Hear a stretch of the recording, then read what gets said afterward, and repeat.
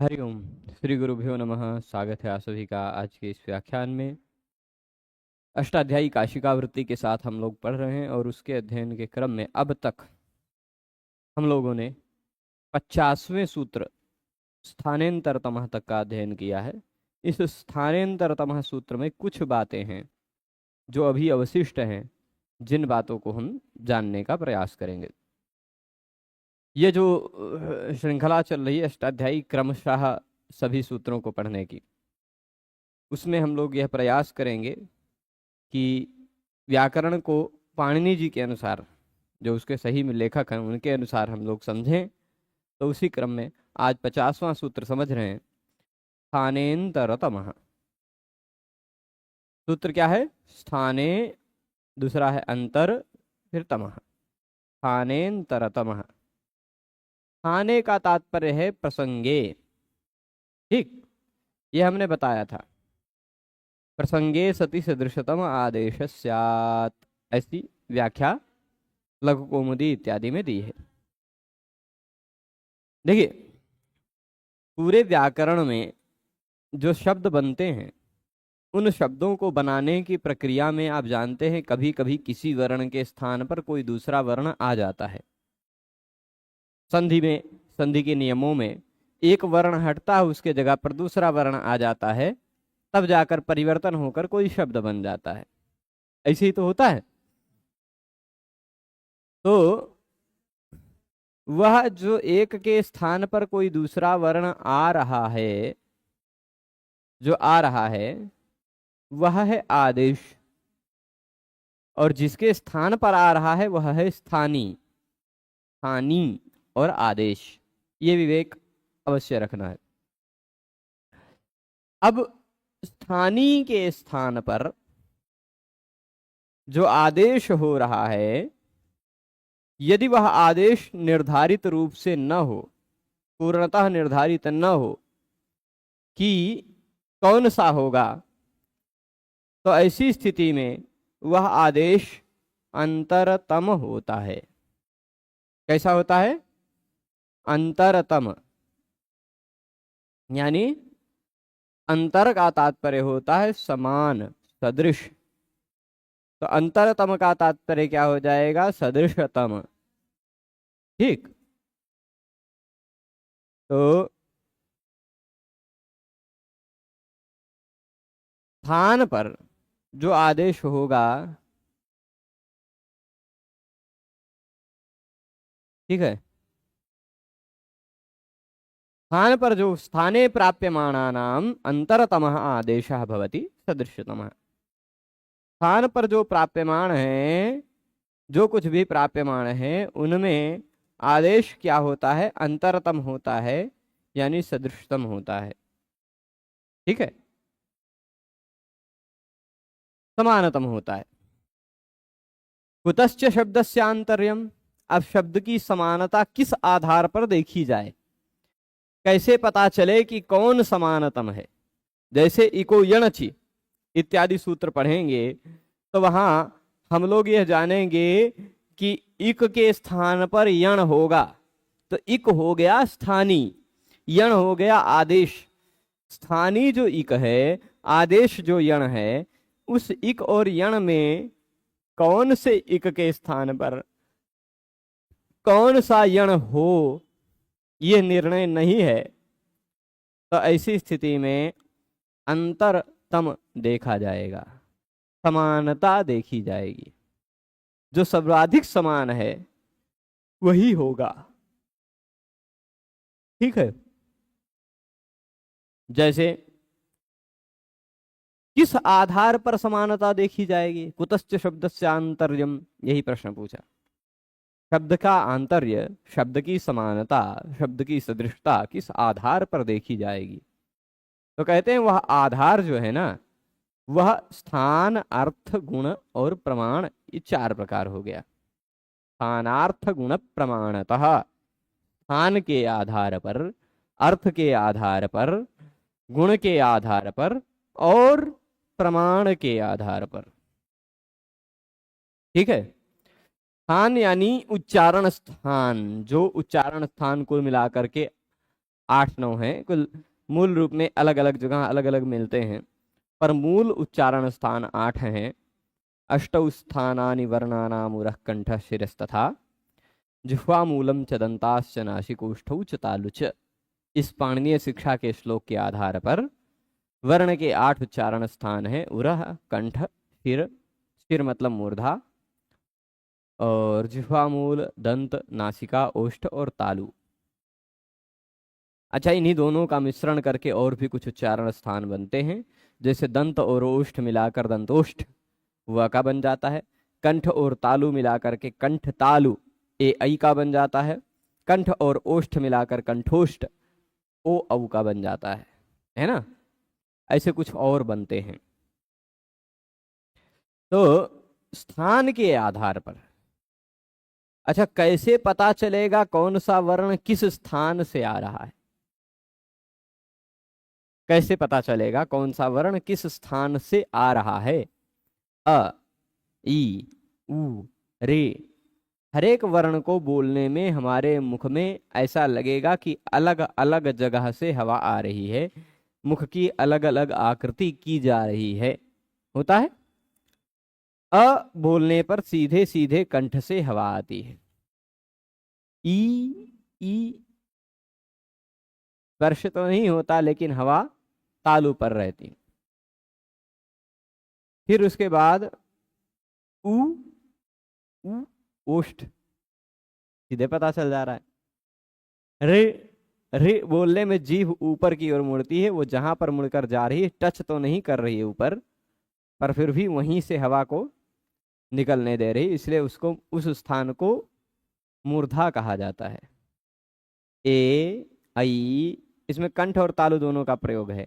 ओ, औ, ओष्ठ और कंठ दोनों का प्रयोग है ना। क ख ग घ ङ सीधे सीधे कंठ से, हाँ, मतांतर से, पाणिनीय शिक्षा के मत में कंठ्या वहा विचयशास्तालव्या ओष्ठजा वपु मूर्धन्या ऋतुरसा दंत्या लृतुलसा स्मृता, ऐसे करके एक कारिका है, उसके अनुसार। और अच्छा आगे वहां कहा है, जिह्वा मूले तु कुह प्रोक्तो दंतोष्ठ्यो वह स्मृतो बुधैः ए ऐ तु कंठतालव्या ओ औ कंठोष्ठजौ स्मृतो, ऐसे करके श्लोक है। तो जिह्वा मूले तु कुह प्रोक्तो, कवर्ग का उच्चारण स्थान पाणिनीय शिक्षा के अनुसार का जिह्वा मूल है, और व्याकरण के अन्य मतों के अनुसार कंठ है। कंठ और जिह्वा के मूल में स्थान का बहुत ज्यादा अंतर नहीं है, और वह अंदर होने के कारण हम लोग उतना ज्यादा नहीं अनुभव कर पाते, परंतु सैद्धांतिक रूप से कंठ समझें और वैज्ञानिक रूप से जिह्वा मूल समझें। ठीक है। तो अब आप कहेंगे सैद्धांतिक रूप और वैज्ञानिक रूप दोनों अलग अलग क्यों? पाणिनीय व्याकरण में जो सूत्र का है, सूत्र में, भाष्य में या अन्य अन्य जगहों पर, वहां परंपरागत बातों को महिमा दी गई है, पुरानी बातों को। बाद में शोध हुआ और शोध किया गया और चिंतन किया गया, तो मिला कि हाँ, कवर्ग का उच्चारण स्थान जिह्वा मूल हो सकता है। क, ख, ग, घ, ङ बोलते हैं तो कंठ जो है यह जगह है, और जिह्वा मूल मतलब जीभ की जड़, अ, ह, ये सब बोलते हैं, तो जीभ की जड़ पर कुछ फर्क नहीं पड़ता। लेकिन क, ख, ग, घ, ङ बोल के अनुभव कीजिए, ऐसा लगेगा कि जीभ की जड़ पर हवा प्रेशर दे रही है। ठीक है, कंठ ही जीभ की जड़ भी है, मतलब देखने के तरीके पर निर्भर करता है। फिर च, छ, ज, झ, ञ, दांत से जस्ट ऊपर जीभ टच हो रही है, उस जगह को कहा जाता है तालु। ठीक है, तो इनका उच्चारण स्थान तालु है। ट, ठ, ड, ढ, ण उच्चारण होता है जीभ एकदम ऊपर, जहां से च, छ, ज, झ यहां बोला था उससे भी और ऊपर टच करता है। मुख में उच्चारण तंत्र में सबसे ऊपरी स्थान वही है। उससे ज्यादा ऊपर और कहीं टच होकर जीभ से बोला नहीं जाता, नहीं बोला जाता है। ठीक है, ट ठ ड ढ जीभ ऐसे ऊपर को टच करती है, तो उस स्थान को मूर्धा कहा जाता है। पाणिनीय शिक्षा में उसी को शिरा भी कहा गया है। तो मूर्धा उच्चारण स्थान वाले रि ट ठ ड ढ ण हैं। ठीक है, र भी है, श भी है, मूर्धन्य श। फिर त थ द ध न, देखिए बोलते समय जीभ दांत पर टच कर रही है, त थ द ध न, है ना। तो इनका उच्चारण स्थान हो गया दंत। क्या हो गया? दंत। प फ ब भ म, बोलते समय दोनों ओष्ठ आपस में टच हो रहे हैं, इस कारण इनका उच्चारण स्थान हो गया ओष्ठ। ठीक है, तो उच्चारण स्थान के आधार पर समानता देखी जाती है। उच्चारण स्थान के आधार पर प के समान फ ब भ म हो सकते हैं, उच्चारण स्थान के अनुसार फ के समान प ब म भ म हो सकते हैं, है ना। ये उच्चारण स्थान के आधार पर समानता देखनी हुई इस तरह। अच्छा, जो 42 वर्ण हैं कुल मिलाकर के, उनमें से 25 जो ऐसे हो गए क ख ग घ ङ च छ ज झ ञ ट ठ ड ढ ण त थ द ध न प फ ब भ म, ये 25 का उच्चारण स्थान आप, क्योंकि सीधे सीधे जीभ का स्पर्श हो रहा है या हवा का स्पर्श हो रहा है, तो आप अनुभव कर ले जाते हैं। बाकी बचे 17 वर्ण में कुछ का हमें याद रखना पड़ता है। जैसे व दंतोष्ठ, ये याद नहीं रखना पड़ेगा, बोलेंगे तो दांत और ओठ टच होगा, है ना। ओ कंठ से आ रहा है लेकिन होठ को भी विकृत किया जा रहा है, कंठोष्ठ। औ ओ औ ऊ सीधे ओष्ठ है, ऊ ज्यादा ओठ टच हो रहा है। ओ औ में ओठ का कम प्रयोग है और कंठ का भी प्रयोग है, अ ऊ दोनों का हिस्सा है, तो कंठोष्ठ हो गया। ए ऐ कंठ तालु, ये मतलब ऐसे कुछ कुछ वर्णों को आपको याद रखना पड़ेगा। तो ये स्थान हो गया। स्थानतः के आधार पर उदाहरण क्या दिया था, कल हमने पढ़ा था अकः सवर्णे दीर्घः, स्थान के आधार पर। जैसे दंड है और अग्रम है, यूप है और अग्रम है, दंड धन अग्रम, यूप धन अग्रम, दोनों जोड़ेंगे तो दंड में कभी भी संधि में हम जब देखते हैं तो धन के पहले वाला जो वर्ण है और धन के बाद वाला जो वर्ण है, इन्हीं दो वर्णों से हमको मतलब रखना होता है। उस आधार पर देखा जाए तो दंड अग्रम में भी केवल अ का संधि हो रहा है, यूप अग्रम में भी अ का संधि हो रहा है ना। तो दंड अग्रम, यूप अग्रम, इन दोनों में दंड का अ, अग्रम का अ, अकः सवर्णे दीर्घः ने कहा, ध्यान दीजिएगा, दोनों तरफ अ है। क्या है? दोनों तरफ अ दिखाई पड़ रहा है। अकः सवर्णे दीर्घः ने कहा कि अ हो, ठीक है। गुरु जी छांदोग्योपनिषद भी पढ़ा दीजिए। अच्छा जी, देखा जाएगा। आया नहीं, लेखन ही नहीं आई ना।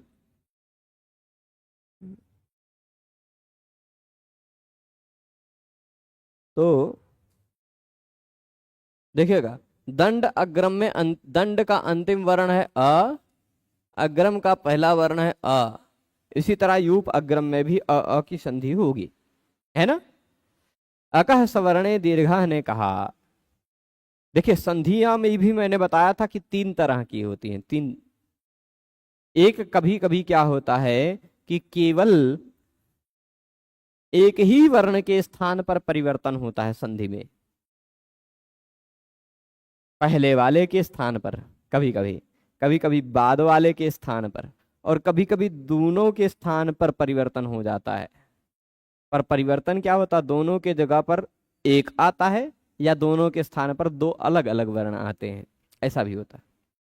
तो ये दोनों के स्थान पर एक ही आता है जहां ऐसी भी संधि के कुछ नियम हैं, और वो नियम कुल मिलाकर 27 सूत्र हैं।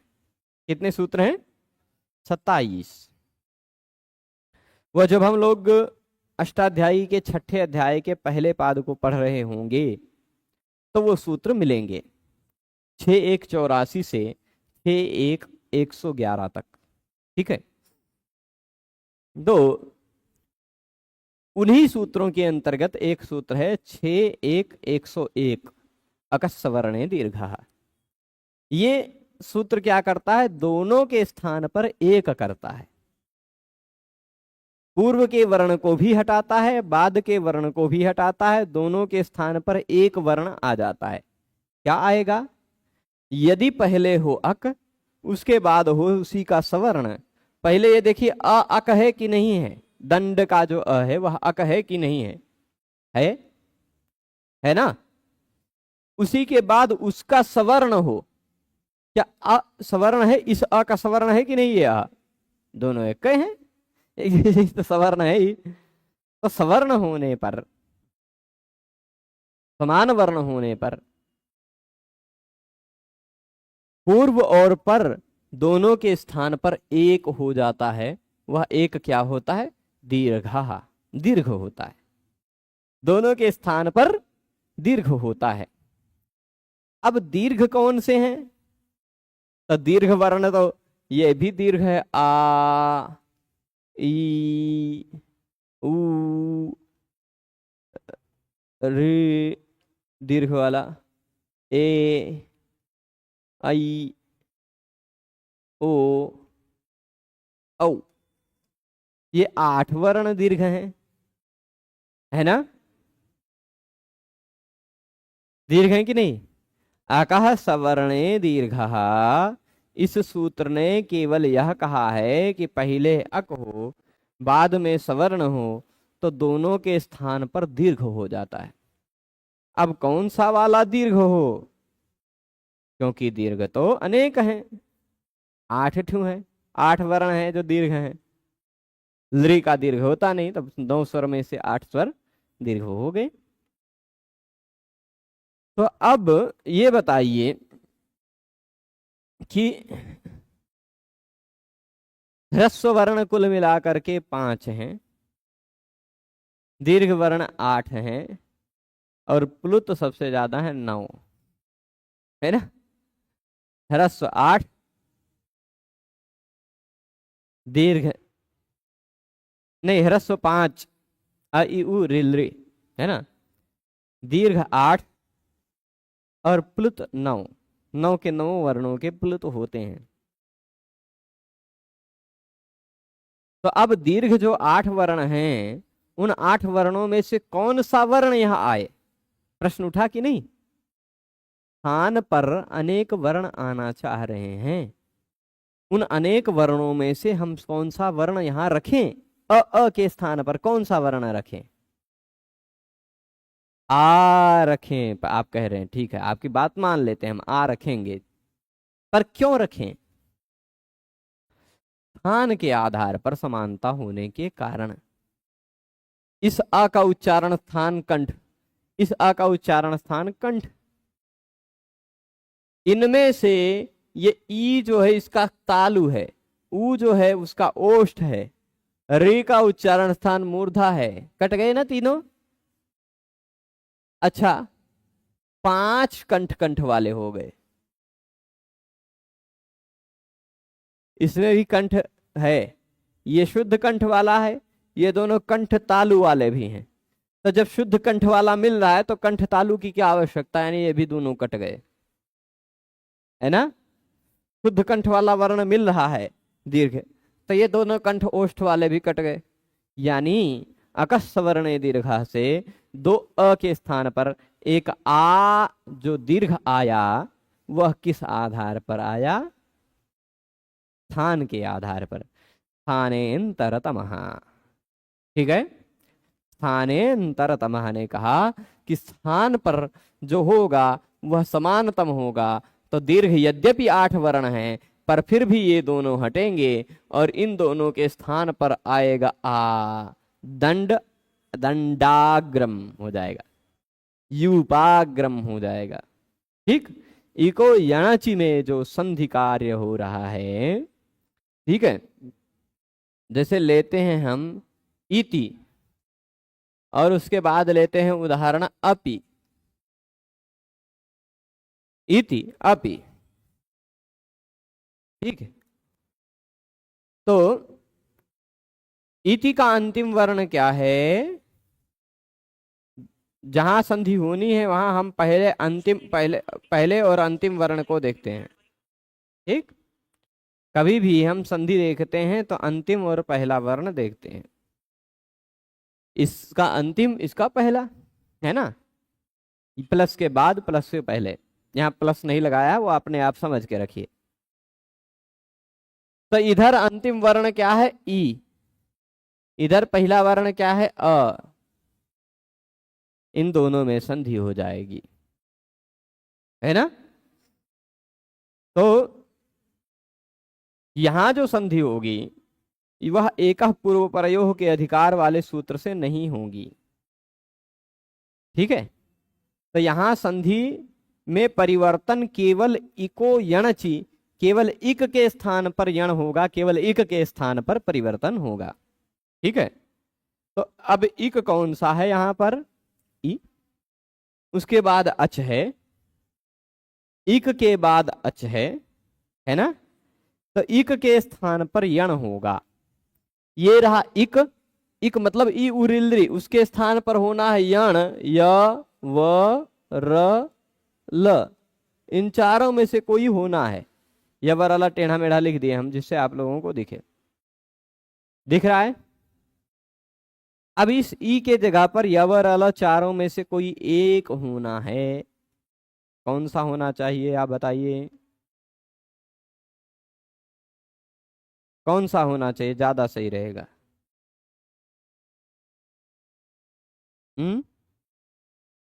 तो आपको कैसे पता चला कि इसमें यही होगा? कैसे पता चला है? उच्चारण स्थान की दृष्टि से। जैसा ई का उच्चारण स्थान है वैसे य का भी उच्चारण स्थान है ना। ई का तालु है, य का भी तालु है, वह ओष्ठ है, नहीं दंत ओष्ठ है, कट गया। र मूर्धा है, कट गया। ल दंत है, कट गया, बचा य। ई के स्थान पर जो आएगा, चारों के चारों क्वालिफाई थे, लेकिन तीन को रिजेक्ट कर दिया गया उच्चारण स्थान की समानता न होने के कारण। ठीक है, तो ई के स्थान पर आएगा जो, वह आएगा य आधा। ठीक, तो हम इस ई को हटाए, यहां पर रख दिए य आधा, य और अ मिल गया तो पूरा बन गया य, है ना। अब इधर इति में से बचा क्या है? त, इधर अपि में से बचा क्या है? पी। ई और अ के जगह पे तो यह आ गया, बन गया इत्यपि। ठीक, इत्यपि बन गया। तो ऐसे ही दंडाग्रम यूपाग्रम ये बताया, तो पर यहां आगे क्या लिखा? द्वयोरकारयोः कंठ एव दीर्घ आकारो भवति। द्वयोरकारयोः, दोनों जो आकार हैं, दंड अग्र यूप अग्र, इन दोनों में दो दो आकार हैं, है ना। तो इन दोनों आकारों में क्या होगा? कंठः एव दीर्घः आकारो भवति। कंठः एव यानी कंठ उच्चारण स्थान वाला ही दीर्घः, दीर्घ कंठ उच्चारण स्थान वाला ही दीर्घ आ होता है। कंठ उच्चारण स्थान वाला ही दीर्घ आ होता है दोनों अ के स्थान पर। स्पष्ट है? तो दंडाग्रम यूपाग्रम में कोई समस्या नहीं है ना। स्थान के आधार पर जो समानतम वर्ण था वह वर्ण आ गया। कई दीर्घ वर्ण होते हैं, ई भी दीर्घ है, ऊ भी दीर्घ है, लेकिन नहीं आया। क्यों? क्योंकि कंठ उच्चारण स्थान वाले वो सब नहीं है। स्पष्ट है? आगे देखिए, वतंडी चासो युवतिश्च इति वातंड्य युवती ही। वतंडी और युवती के बीच में समास हुआ। यहां पर पुंबत कर्मधारय जातीय देशीयेषु ऐसा करके सूत्र है ना। उसके आधार पर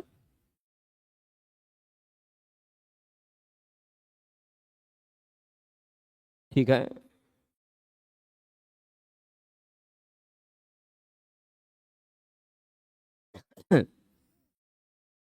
अच्छा, उच्चारण स्थान के आधार पर समानता पहचान जाएंगे ना, कि कुछ और उदाहरण दे दें?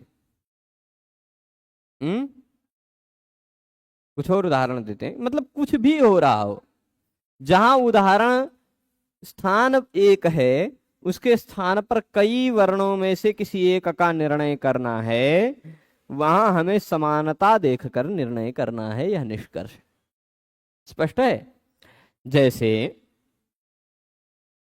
दैत्यारी, जैसे दंड अग्रम में दैत्य अरि में दैत्यारी बना लीजिए। ऐसे ही यदि यहां अ न होता, ई होता तो श्री शाह, है ना। या ऐसा मान लीजिए, ये मिद, देखिए ची धातु है, ठीक है। ची एक धातु है चुनने के अर्थ में, उस पर प्रत्यय लगा है यत, जिसका बचता है य, ची य बन गया, ठीक है। अब धातु के बाद यदि प्रत्यय लगा हुआ हो, धातु के बाद यदि प्रत्यय लगा हुआ हो और उस प्रत्यय में कहीं भी क ग ङ की संज्ञा न हुई हो, तो धातु के अंतिम वर्ण इ उ ऋ लृ के स्थान पर गुण हो जाता है। अब धातु का अंतिम वर्ण जो ई है, उसके स्थान पर हमें करना क्या है? क्या करना है? उसके स्थान पर गुण करना है। ध्यान दीजिएगा। तो इस ची में जो धातु का अंतिम वर्ण ई है, उसको हमें करना है गुण। गुण क्या क्या होता है? किसे कहते हैं गुण? बताइए, व्हाट इज गुण? गुण किसे कहा जाता है? बताइए तो। गुण इसको कहा जाता है अ ए ओ, यही तीनों है ना गुण, यही तीनों है। अब ची में ई के स्थान पर करना है इन्हीं तीनों में से कोई एक। ये ची में ई के स्थान पर, कहां ध्यान है आपका? ठीक है, देखिए किसी भी स्थान पर ध्यान दीजिएगा, ध्यान दीजिएगा, किसी भी धातु के बाद कोई भी प्रत्यय लगा हुआ हो, यदि उस प्रत्यय में क की, ग की, ङ की संज्ञा नहीं हुई है, तो उस प्रत्यय से पहले आने वाले धातु के अंतिम वर्ण ई उ ऋ लृ को गुण हो जाता है। ठीक है, सार्वधातुकार्ध धातुकयोः ऐसा सूत्र है, उस सूत्र से। ठीक है, तो अब यहां गुण होना है, किसको गुण होना है? धातु के अंतिम वर्ण को, ची को, यानी ई को। ची में जो ई है उसको, ई को गुण होना है। अब गुण कौन कौन है? गुण कहेगा, अ कहेगा मैं भी गुण हूं, ए कहेगा मैं भी गुण हूं, ओ कहेगा मैं भी गुण हूं। तीनों में से कौन सा आएगा ई के जगह पर? काहे ए होगा? क्योंकि उच्चारण स्थान की समानता के कारण। ये स्थानगत आंतर्य का, स्थानकृत समानता का उदाहरण है। ठीक है, जैसे ची में जो ई है उसका उच्चारण स्थान तालु, इसका कंठ कट गया, इसका कंठोष्ठ ये कट गया, इसमें कंठ तालु है, तालु मिल गया ना कुछ हिस्से तक, तो काम चल गया। तो ई की जगह पर जो ए हो गया, कुछ उच्चारण स्थान की समानता के कारण आ गया। ठीक है, तो चेय, जेय इसी तरह बनते हैं। चलेगा। अब जो उदाहरण दे रहे थे अर्थ की दृष्टि से समानता, ठीक है, पहले हम लोग शब्द है वतंड। ठीक, शब्द क्या है? वतंड। इसी शब्द को पकड़िएगा।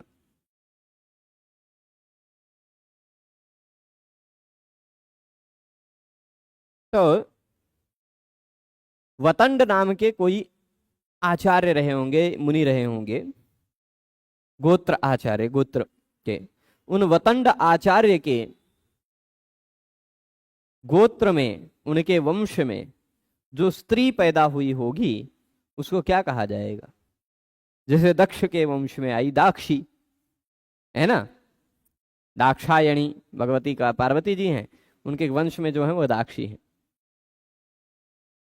ऐसे ही गर्ग गोत्र में जो हुई वो गार्गी, है ना, गर्ग गोत्र में जो है वह गार्गी है या गार्ग्य कहलाते हैं। पुल्लिंग में गार्ग्य, स्त्रीलिंग में गार्गी।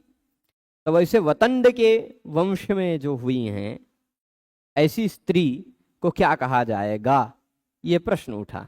ठीक है, तो वतंड शब्द से हमने, ध्यान दीजिएगा पूरी प्रक्रिया को मैं बता रहा हूं जिससे आप समझें कि अर्थगत समानता कहां है। ठीक है, तो वतंड के बाद जब हमने अर्थगत समानता के आधार पर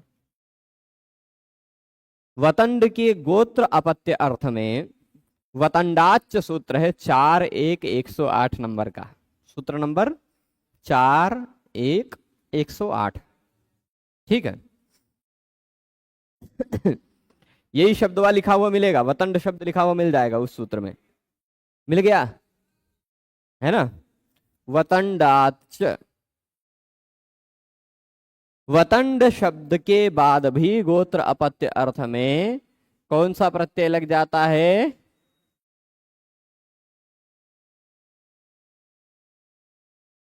वतंडाच सूत्र है, इस सूत्र से वतंड शब्द से यय प्रत्यय हो जाता है। ठीक, यय प्रत्यय हो गया। गर्गादिभ्यो यही सूत्र था इससे पहले, इसे यही की अनुवृत्ति आ रही है। ठीक है, तो है गर्गादिभ्यो यही 105 नंबर सूत्र पर है ना। तो वहां से यही की अनुवृत्ति आ रही है, तो वतंडाच यानी वतंड शब्द से भी यही प्रत्यय होगा। यह प्रत्यय कर लिया हमने। अब ध्यान दीजिएगा, पूरी प्रक्रिया में बता रहा हूं, एक एक शब्द बता रहा हूं। यय में से केवल बचता है य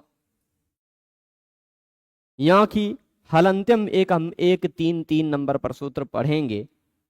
हलंत्यम जो किसी भी धातु में, सूत्र में, गण में, उणादि में, प्रत्यय में कहीं भी अंतिम वर्ण व्यंजन आता हो तो उसकी संज्ञा कर देता है। और 1-3-9 नंबर का सूत्र है तस्य लोपः, वह उसका लोप कर देता है। ठीक है, तो या का लोप हो गया, यहाँ का लोप हो गया। अब किसी भी प्रत्यय में यदि यहाँ का लोप हुआ हो, इत संज्ञा हुई हो, वह यहाँ यदि तद्धित हो, वह प्रत्यय जो है वह तद्धित प्रत्यय हो, यानी 5वें-6ठे अध्याय का प्रत्यय हो, 4-5-6ठे का अध्याय का प्रत्यय हो, छठा गलत बोला हूं, 4-1-76 के बाद का प्रत्यय हो। ठीक, 4-1-76 नंबर सूत्र के बाद का प्रत्यय हो। ये 4-1-108 का प्रत्यय है ना, यानी तद्धित प्रत्यय है। यदि तद्धित प्रत्यय में यहाँ की संज्ञा हुई है तो तद्धितेश कचामादेह, इस सूत्र से पहले स्वरवर्ण की वृद्धि हो जाती है। वह जो था वो वातंड बन गया। ठीक, अच्छा अभी नहीं है, पहले ये प्रत्यय किए, वातंड शब्द बन गया। ठीक है,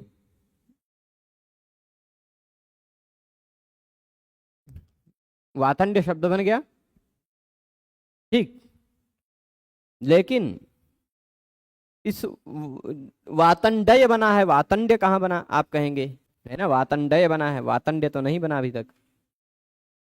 ड और य के बीच में जो अ है उसका यस्येति च सूत्र से लोप हो जाएगा। किसी भी तद्धित प्रत्यय का पहला वर्ण य हो अथवा स्वर वर्ण हो तो उस तद्धित प्रत्यय से पहले आने वाले को भ कहा जाता है। यचि भम सूत्र पढ़ेंगे पहले अध्याय के 4थे पाद में हम लोग। ठीक, तो वो भ है, भम। अब भ का अंतिम वर्ण यदि अ हो तो भगवत संज्ञा की है। भ संज्ञा पाणिनि भगवान ने की है और भगवत संज्ञा की है हरिनामामृत व्याकरणकार ने, है ना। हाँ, तो यहां देखिएगा वतंड्य बन गया, वातंड्य बन गया। ठीक, इसी वातंड्य का बताया है, वतंडी चासो युवतीश्च वातंड्य युवती। ये वातंड्य युवती बनाया ना। ये वातंड्य शब्द जो बना है यह पुल्लिंग में बना है। ठीक, गोत्र अपत्य अर्थ में वातंड्य शब्द पुल्लिंग में बना है। इसको जोड़ करके हम लिख देते हैं, ड आधा हो गया, इसी ड में य मिल गया, वातंड्य। ठीक है, अब इसी से, क्योंकि सारंगरव इत्यादि शब्दों के अंतर्गत यह शब्द है, तो हम लोग 4173 नंबर का एक सूत्र है, 4173, उस सूत्र से हम लोग स्त्रीलिंग में ये प्रत्यय करेंगे।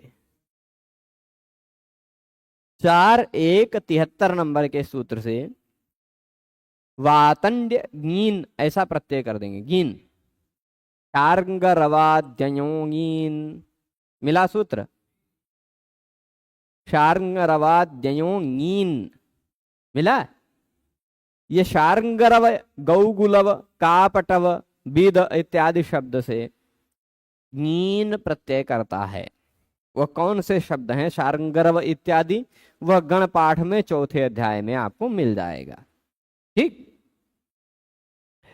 तो अब गीन प्रत्यय लगा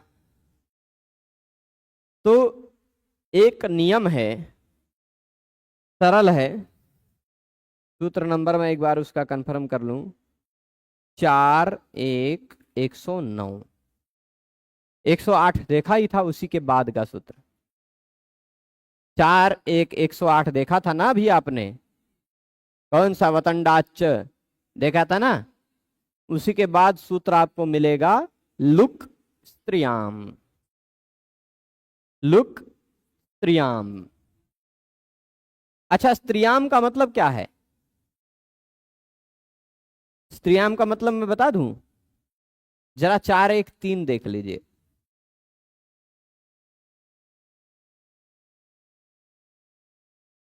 चार एक तीन स्त्रियाम मिल गया ना, मिला, 3 नंबर सूत्र। अब उस स्त्रियाम सूत्र के बाद, स्त्रियाम सूत्र के बाद कोई नंबर लिखा होगा, 81, है ना। कितना, 4-1-3 से लेकर 81 तक जितने सूत्र हैं, कुल मिलाकर लगभग 78 सूत्र, वो सारे सूत्र जो कोई भी प्रत्यय करते हैं वह स्त्रियाम होते हैं। क्या होते हैं? वो सारे प्रत्यय स्त्रियाम होते हैं। और अभी मैंने जो आपको सूत्र बताया था शार्ंगरवाद्ययोगीन 73 नंबर, वो इसी के बीच में है ना। 73 नंबर सूत्र इसी अधिकार के बीच में है कि नहीं? 4-1-3 से 4-1-81 के बीच का है सूत्र, यानी वो स्त्रीलिंग वाला प्रत्यय है। गीन प्रत्यय जो है वो स्त्रीलिंग वाला प्रत्यय। अच्छा, स्त्रियाम में मैं आपको बता दूं, कुल मिलाकर के 8 प्रत्यय हैं। कौन कौन से 8 प्रत्यय? एक, टाप, डाप, चाप। टाप आपको अजाद्यतश टाप दिखाई पड़ रहा होगा 4-5 नंबर सूत्र पर, हैं? 4 नंबर सूत्र पर टाप दिख रहा है। मैं 9 प्रत्ययों को दिखा, 8 प्रत्ययों को दिखा दे रहा हूं आपको। टाप दिख रहा है 4 नंबर पर। उसी के आगे कहीं नेभ्यो गीप में गीप दिख रहा होगा, गीप मिल गया। गीप के बाद फिर 8-9 नंबर सूत्र में कहीं डाप दिखाई पड़ रहा होगा, डाब उभाभ्याम अन्य तरस्याम,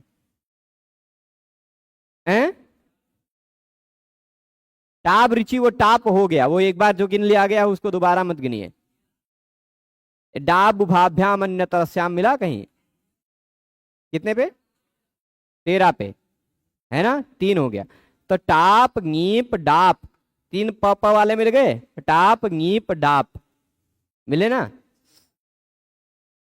अब इसके बाद और आगे कहीं गीश दिखाई पड़ रहा होगा, अन्य तो गीश 40। फिर उसके बाद 73 में गीन दिख ही रहा है, तो गीप गीश गीन 3 गी गी गी वाले हैं, है ना। और टाप डाप देख ही लिया। एक चाप यंगस चाप कहीं दिख रहा होगा, दिख रहा है यंगस चाप, कितने नंबर 74 पर, तो चाप हो गया। टाप डाप चाप 74, टाप डाप चाप ये 3 प वाले, आ मिलेगा अंत में। गीप गीस गीन ये 3 ई जिसमें बचेगा ऐसे प्रत्यय, ठीक है। 8वें और एक आपको ऊंगृतः ऊंगुतः ऊंगुतः सूत्र दिख रहा होगा, कितने नंबर पर है ऊंगुतः, 50 के बाद ही होगा, सूत्र नंबर एकदम से नहीं याद आएगा, ये देख लेते हैं। 66 पे ऊंगुतः मिल गया, ठीक है। तो ये एक प्रत्यय हो गया ऊंग, ऊंग हो गया ना। और एक 78 के आसपास दिख रहा होगा यूनस्ती,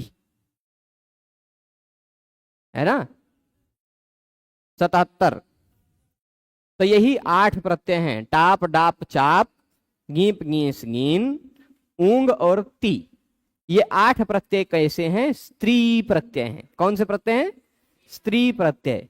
स्त्रियाम के बॉर्डर के अंदर हमने दिखा दिया सब, ठीक। तीनों 3 के जोड़ी हैं, 2 टाप डाप चाप आप जिसमें बचता है ना।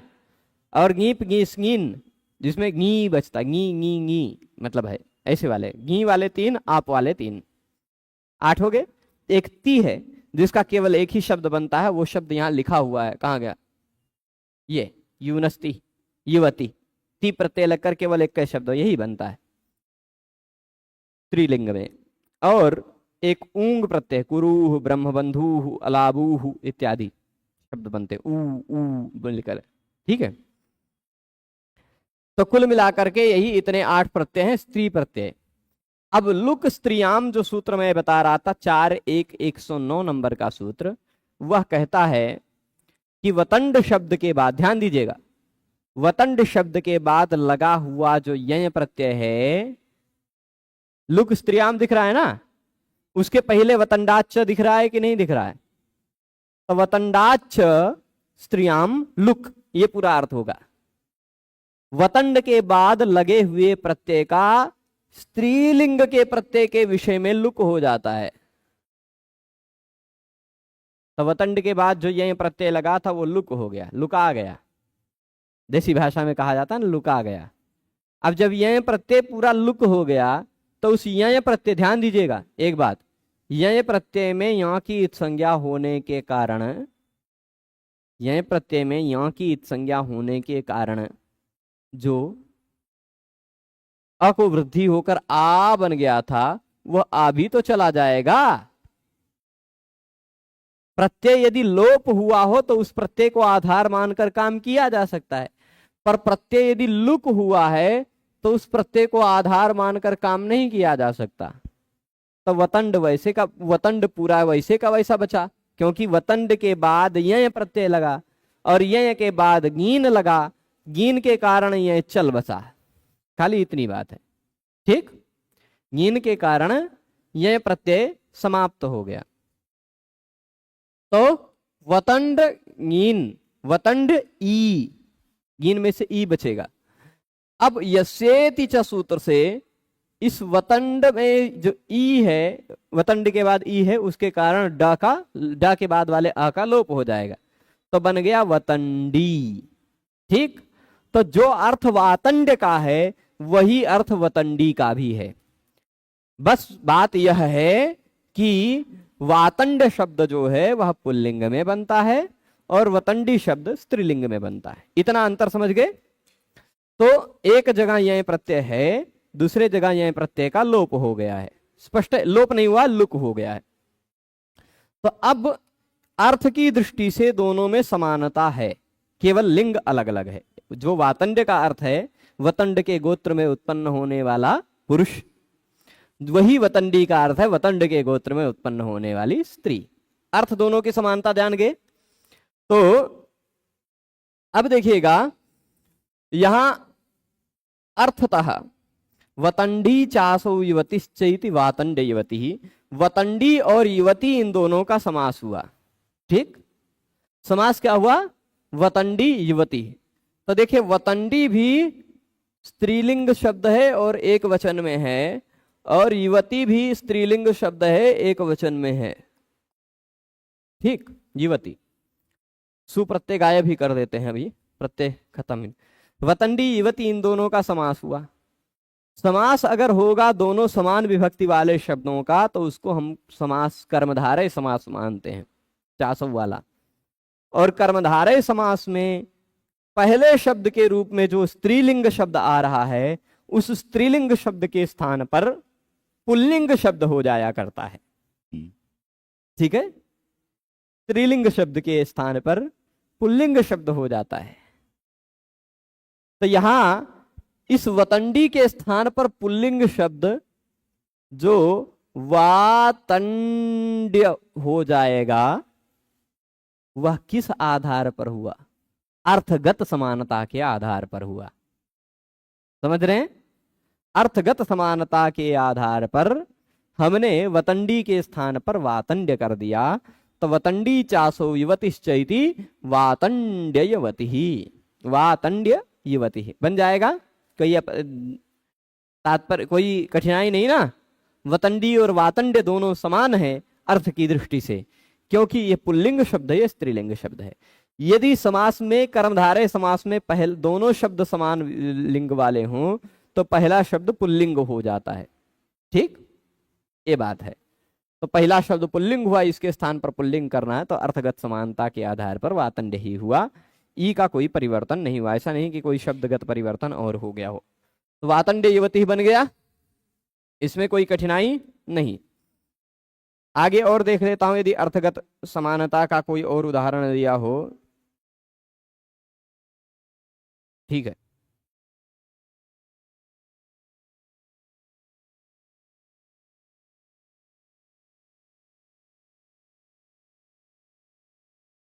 ठीक है।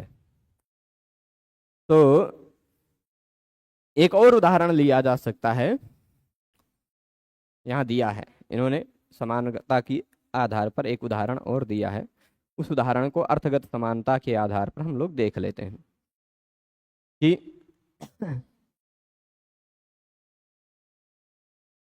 शब्द क्या है?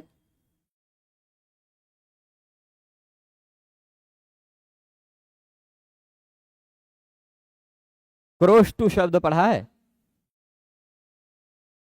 क्रोष्टु, यह क्रोष्टु शब्द का मतलब क्या होता है जानते हैं? इसका मतलब होता है जो रात में हूं करते हैं, चिल्लाते हैं, सियार जिसको कहा जाता है। अंग्रेजी में जय काल कहा जाता है ना? बता दें, हो सकता है कुछ और भाषा में और कुछ कहा जाता हो, है ना? तो नहीं, वो तो लोमड़ी हो जाती है, लोमड़ी अलग है, लोमड़ी इस तरह नहीं चिल्लाते हैं, है ना? सियार जिसको कहते हैं। तो ऐसा देख सकते हैं कि अच्छा, कौन से सूत्र से पुल्लिंग होगा, ये एक प्रश्न आ रहा है। खोज लीजिए सूत्र नंबर, तो मुझे नहीं पता है। पुंवत कर्मधारय, पर अब आप कह रहे हैं तो सूत्र नंबर भी मैं बता दे रहा हूं। पुंवत कर्मधारय जातीय देशीयेषु सूत्र है 6342। ठीक है, 6342 सूत्र नंबर है। तो अब क्रोष्टु शब्द है, यहां सूत्र लगेगा त्रिज्वत क्रोष्टु। सूत्र देख लीजिएगा, 7-1-95। हम लोग आपको यात्रा कराते रहते हैं अष्टाध्यायी की। एक सूत्र समझने के लिए एक सूत्र के उदाहरण में अनेक अन्य सूत्र आ जाते हैं, है ना? त्रिज्वत क्रोष्टु, समझ में आया? दिख रहा है? दिख रहा है ना सभी को? तो क्रोष्टु एक शब्द है। कौन सा शब्द है? क्रोष्टु। वह क्रोष्टु शब्द भी त्रिजवत हो जाता है। कैसा हो जाता है? त्रिजवत। त्रिजवत मतलब एक त्रिच प्रत्यय है, उस त्रिच प्रत्यय, हाँ श्रृगाल कहा जाता है संस्कृत में इसको। जैसे एक गाना बना है, एकः शृगालः वनम गच्छति।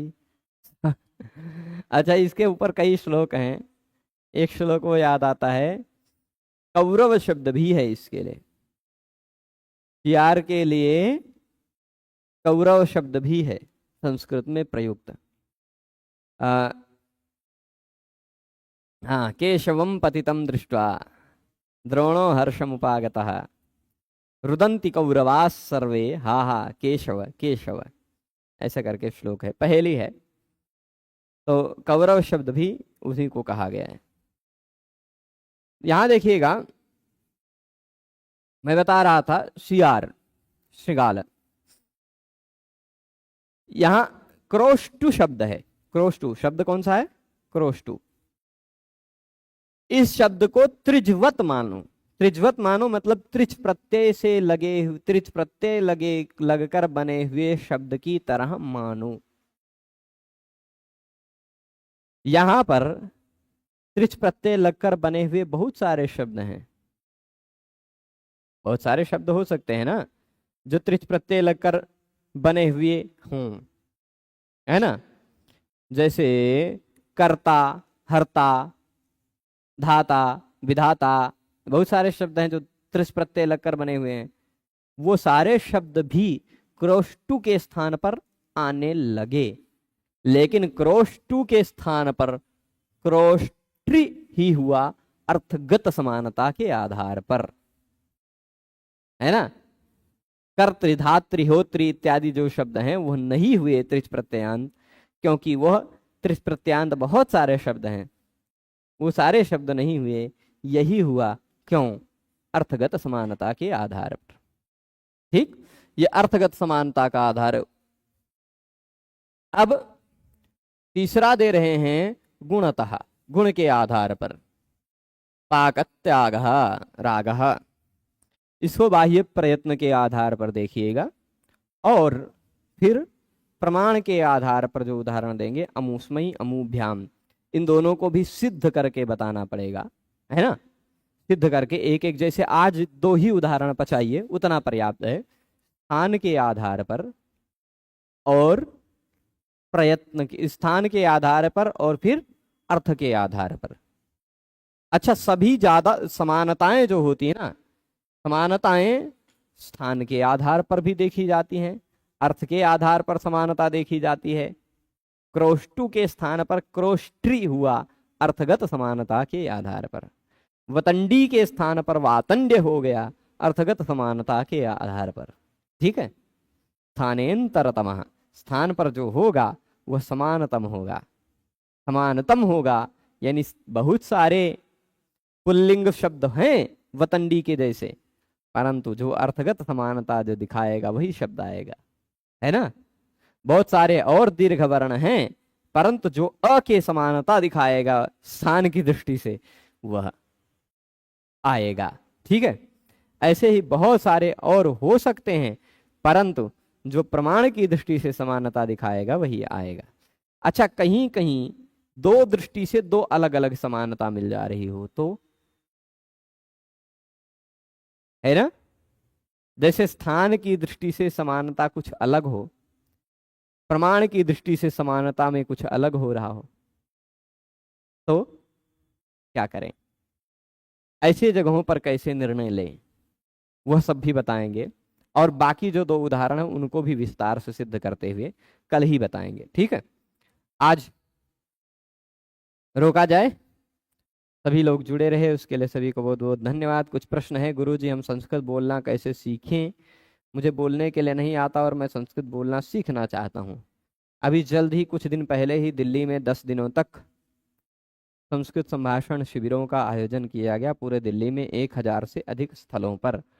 ऐसे ही पूरे भारत में कई कई जगहों पर संस्कृत संभाषण शिविरों का आयोजन होता रहता है। उन शिविरों का आप सहयोग ले सकते हैं।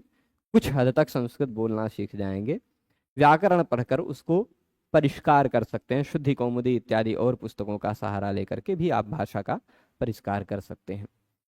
मूल रूप में जब आप बोलने वाले लोगों के बीच में रहते हैं, जब आप टूटा फूटा बोलना प्रारंभ करते हैं, तब आप बोलना सीख पाते हैं। ठीक है, तो कौन सी प्लेलिस्ट है जिससे हम सिंपल मेथड से संस्कृत सीख सकें? अब प्लेलिस्ट हम संस्कृत नहीं सिखा रहे हैं, हम व्याकरण सिखा रहे हैं, संस्कृत के शब्दों को बनाने की पद्धति को सिखा रहे हैं। ठीक है, वहां से जान सकते हैं। एक ही प्रश्न आपने अनेक बार बोला है। ठीक है, और कोई प्रश्न नहीं है? ठीक, चलेगा। तो आज संपन्न करते हैं। कुछ अभी एक स्थल से दूसरे स्थल पर स्थलांतरण करने के कारण सामान बहुत ज़्यादा अस्त व्यस्त हैं, इसलिए पर्याप्त समय नहीं दे पा रहा हूँ। तो सभी लोग जुड़े रहे उसके लिए बहुत बहुत धन्यवाद।